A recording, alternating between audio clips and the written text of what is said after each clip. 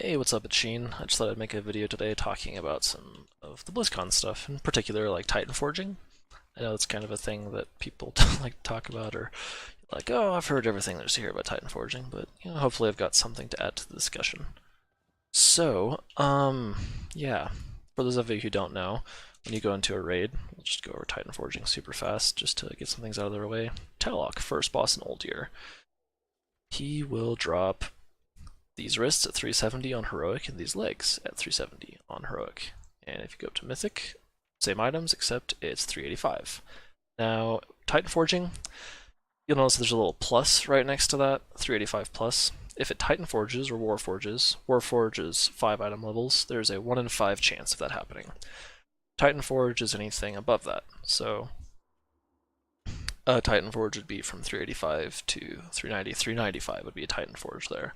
395 is currently the highest it can go. Now on Mythic, when those drop, there's a 1 in 5 chance to go to 390. And then if it goes to 390, it has a 1 in 5 chance to go to 395. So it's 1 out of 25 chance to go up to the max Titanforge if it drops at the highest Mythic level. So obviously that gets a lot smaller as you go up, right? It's 1 in 5 chance, 1 in 25 chance, 1 in 125 chance, 1 in 125 times 5 chance, right? After it goes up a little bit, it's not very likely to happen. So, like if you're trying to get a specific trinket, for example, and the highest item level it drops at is 370, good luck. That's never going to happen. You will never get a 395 max Titanforge trinket. Yeah. Alright, good video. See you later. No, I was just kidding. But yeah, it just can't happen. Like that will never happen. You can't get that big of an item level difference. So, some people have been talking about, like, and Ian thinks it's a good thing. I think I disagree, and I'm just gonna try and talk about why a little bit without meandering too much. So, min-maxing. Ian talks a lot about it, and he's like, yeah, people that are obsessively simming, like, yeah, maybe they'll be disappointed. And I think that he's got the wrong idea. He thinks that there's not a lot of people out there that obsessively sim, and that has just really not been my experience at all. Like, there's a few different like levels of play, obviously, that everybody is at. Like, there's casual, somewhat hardcore, and then like super hardcore, right? It's like the super hardcore raiders are the ones that raid for like full week when the new raid comes out. They take vacation time, like they're in the top 10 every time. That's super hardcore. Hardcore is just like everybody is required to have like 4 classes, and you're required to have them all geared up extremely high, and you're gonna have to switch between them pretty often and perform at a high level of play. So it's like top 100 guilds, right? The people that are actually gonna get onto the big leaderboards. And then there's semi-hardcore, which is like everyone else that still clears Mythic. Semi-hardcore will still clear Mythic. That's where I'm at, by the way. I'm 6 out of 8 Mythic right now. My guild's pretty good. I like them. But they're not like, they still have fun, which is good. Now, after that, there's casuals, right? People that might clear the whole raid on Heroic, get into some Mythic Plus, stuff like that, And those people, across the board, every single person tries to get better gear and tries to make themselves better at the game, right? Even the most casual of casual people will try and make questing more efficient, right? You might not go get like the perfect add-on to tell you exactly where to go all the time, but that's what the hardcore, semi-hardcore people will do. But they'll still do something to try and make it easier to do well.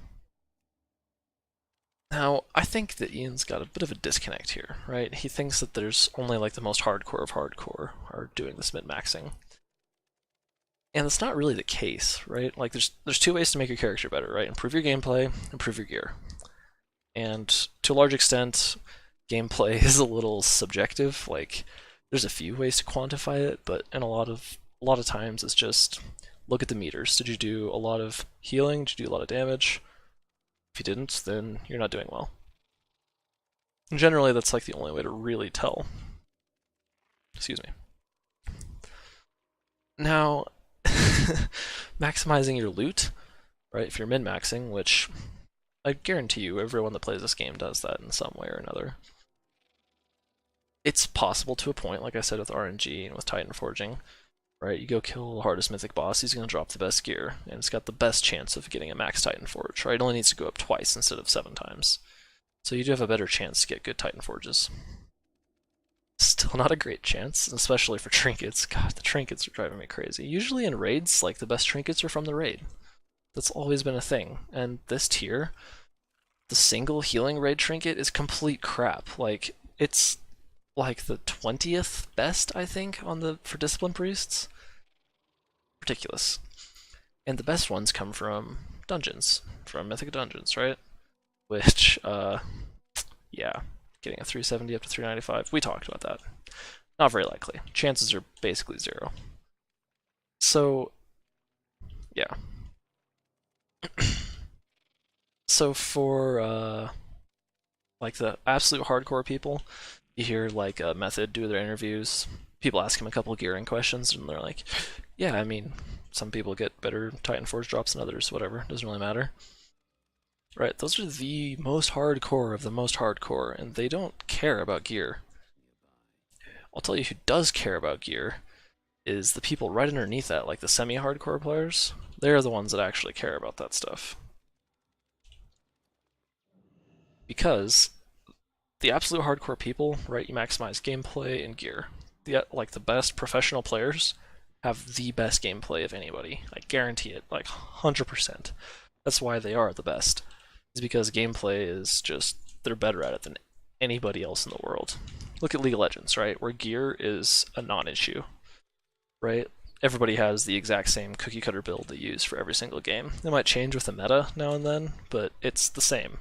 Right, Double Lift uses the exact same build as Reckless, uses the exact same build as Sneaky, right?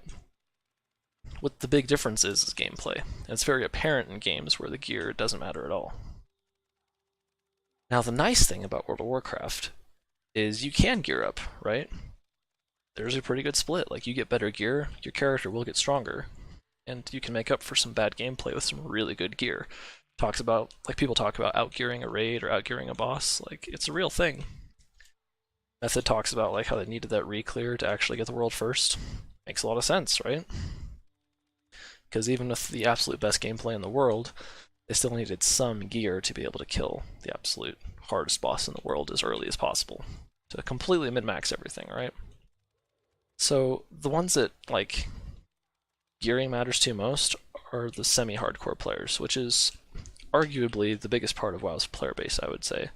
I mean, you go take a look at how many people, like, what is it, wowprogress.com? Hold up, wowprogress. Right. Next. You look at how many people are rating, like, look at this. Look how many people are 8 out of 8 Mythic. Let's look how many people are 7 of 8 Mythic, right? There are hundreds and hundreds and hundreds of guilds that are out there doing all this. Right, we're all the way up to like the thousands. There are so many people. This is the majority of their player base, right? Are the semi-hardcore people. The people that play the game to the absolute best that they can.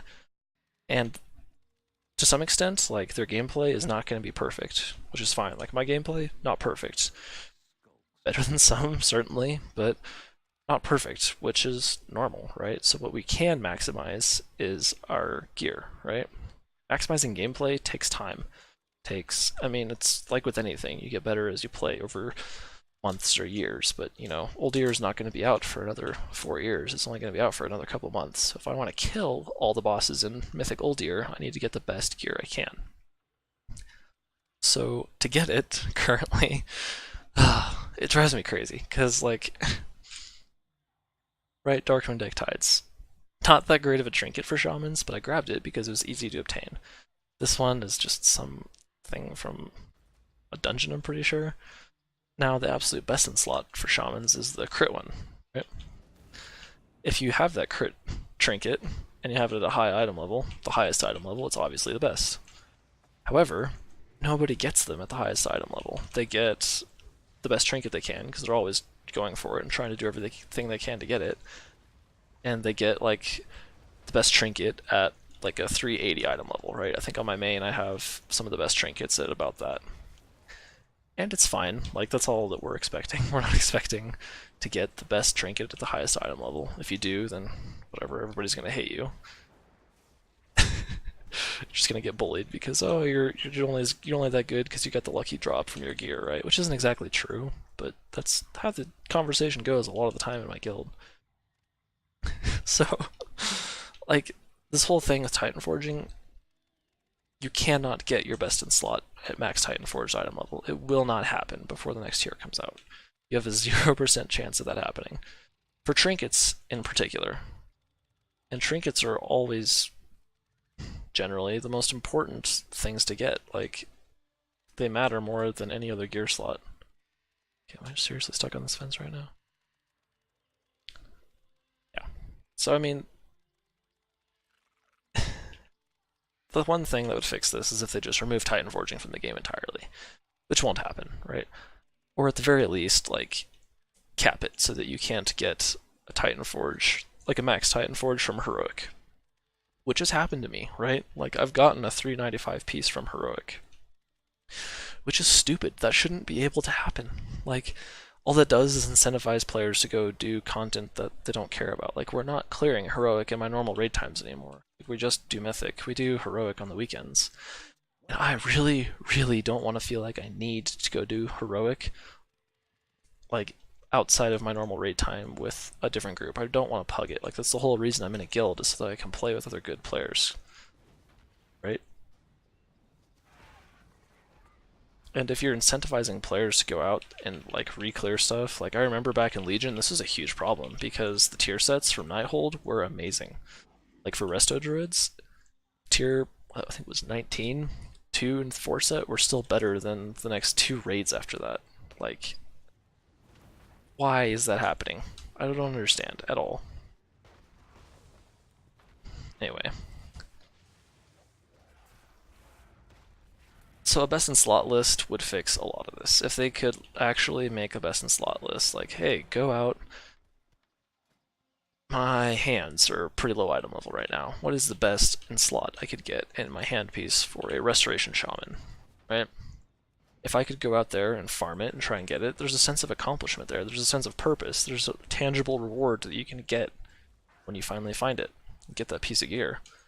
Currently, it's just whatever's the highest item level, whatever has the best stats, and then good luck from there, right? It gets so much more complicated for trinkets in particular, because, yeah, it might be your best item, but it's got your, like, a 3... Alright, let's just pull up the Discord for Focused Will, right? Original, trust this domain. There we go. So these are all of the Azurite traits. Oh yeah, it gets bad with Azurite, and it gets bad with trinkets. So let's kill this so I don't die real quick. So for the Azurite traits for Discipline Priest, Archive of the Titans, absolute best, cool. So say I get a 360 Archive of the Titans, and then I get a 370 Retaliatory Fury from some random dungeon that I did. Or in my case, I got like a 385 of, God, what was it, like Inside the Pack or something, right? Really high item level, but the trait's not very good, so now you gotta go over here and look up something like this, which, these, by the way, are so hard to create, like, so hard to create, because Blizzard doesn't give you the actual numbers for a lot of the proc chances of this. They have to, like, use regressional formulas to figure out a lot of that, and that's not, like, those are the most hardcore of fans that are figuring things out like that. And yeah, like, it just makes the game so much more difficult and doesn't add any depth to it, because I have to go to a foreign site, a third-party website, to figure out if these new gloves that I got were better than the other ones. And a lot of times you gotta figure that out pretty quickly, because it's personal loot, so you gotta go trade it to someone if you don't need it. And it's like, I have no idea if I need this. Like, I may need it. I may need it next week when they change all the balancing things for every single Azurite piece. I don't know. Like, that happened to me. I gave away, like, some shoulders, I think, from Heroic when I didn't need them, I didn't think at the time, because I had a better Mythic one, Mythic Plus one, and it later turns out, oh, well, that's now the best in slot for you. Like, it's just so frustrating that I can't just figure out, oh, what's the best in slot in this slot, go farm it, go get it, and once I have it, it's like, okay, there you go. That's the best piece of gear you can ever get for your hands. That's the best trinket you can ever get until the next raid comes out. it's just kind of frustrating right now, and that's where a lot of the player base is, and it's most of the player base. Like, the semi-hardcore guilds are the core of WoW's player base right now. They're the people that play the game the most, the people that are the most engaged, because they have to be, right? Their gameplay is not perfect, so they have to, if they want to make their character better for the guild, right, for the good of the guild, so that we can all kill the new raid boss, then they have to be min-maxing as much as they can, and everybody does it to one extent or another. So I guess like some of the pros to having, like the cons to having a BIS list, right? Because obviously they removed it. There's no best in slot list for anybody anymore. So one of the cons to it was like, once you get that piece, there's nothing left to do, right? And that's true. Once I get the perfect hand piece, like, actually I think I got, yeah, I got a 380 cloak during my heroic run the other week, right? So I got a Warforge, whatever. And I probably will not get a better item just doing heroic again, so yeah, like, my progression is done in my cloak spot for this raid tier. And that's okay. Like, as long as there's new content coming out pretty often, that's 100% fine. The biggest reason that it wasn't fine in the past was because there wasn't any new content ever, right? That's why it was such a big problem in WoD. That's why they started implementing all this, is just like a artificial progression system that's outside of any real game mechanics. Like, it's just, oh, here's a new item with more numbers on it. It's not anything interesting. The only reason they did it was to like facilitate the huge gaps in time they had between different raid releases during WoD. That's gone now. Like, they're doing a great job. They're having content coming out all the time, so we don't need this anymore. But, you know, maybe that'll happen, maybe it won't. This is just an argument against Titanforging. Hate it. It's terrible. Makes it so you can't have a best in slot list. It makes it so it's impossible to figure out what you actually want and what gear you should get if something is an upgrade. Like, it is so difficult to figure out if something is an upgrade anymore. Especially when you're a DPS, it's much worse for DPSers. Well, it's better in some ways too, because they can actually sim, right? Like, my guild bought this thing where you can like type in a command in Discord and it'll automatically pull up the bot that sims your DPS. So what a lot of people will do is just put on a new piece of clothing, put on a new piece of gear, sim themselves, and see if their DPS goes up. Right? You can't really do that for healers because, you know, we don't do DPS obviously, and healing is more dependent on the actual damage that goes out. So it's a little different for us, but you know. So yeah, in conclusion, like, please just remove Titanforging from the game. That would be the best thing ever. Then we could have BIS lists again, and BIS lists are great. BIS, best in slot, by the way. Yeah, you don't have to pull out a calculator and figure everything out. You don't have to go look up a spreadsheet that some neckbeard created in their basement. Yeah, it'd make the game a lot better, and it would bring back a lot of the hardcore, semi-hardcore players, right? Which are the majority of the fan base, I guarantee. So, yeah. If you liked the video, leave a like, share with your friends. If you didn't, then have a good day.